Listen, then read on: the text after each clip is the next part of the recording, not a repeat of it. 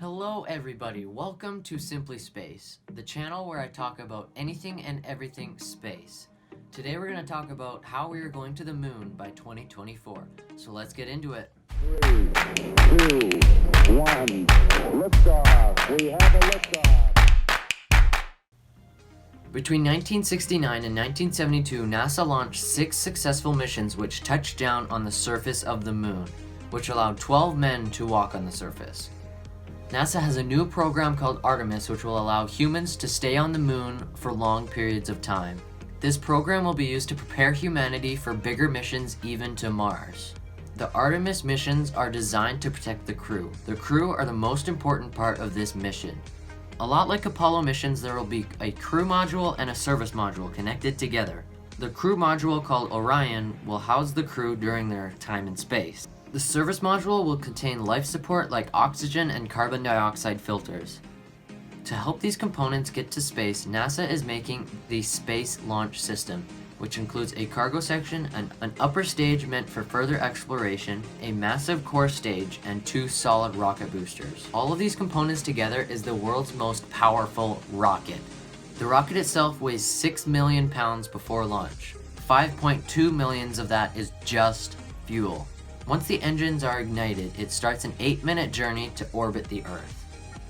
Once the crew check everything to make sure that deep space travel is achievable, they then light up the upper stage rocket, which puts them into a moon intersecting path. This is when the big difference between Artemis and Apollo come in.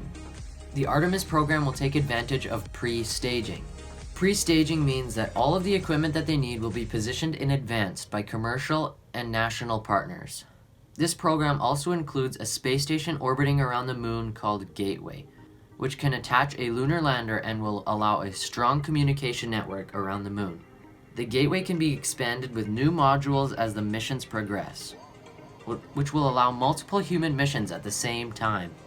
The Gateway is also able to change its orbit so that humans can access every part of the moon, which is something that the Apollo missions could not do. The real key with these missions is placing Gateway in a halo orbit, which will help the maneuvers needed for Mars missions. The crew of the Orion must match the specialized orbit of Gateway. Once the 2 spacecraft are docked, the crew split up. Some of them go down to the surface while others stay on the Gateway.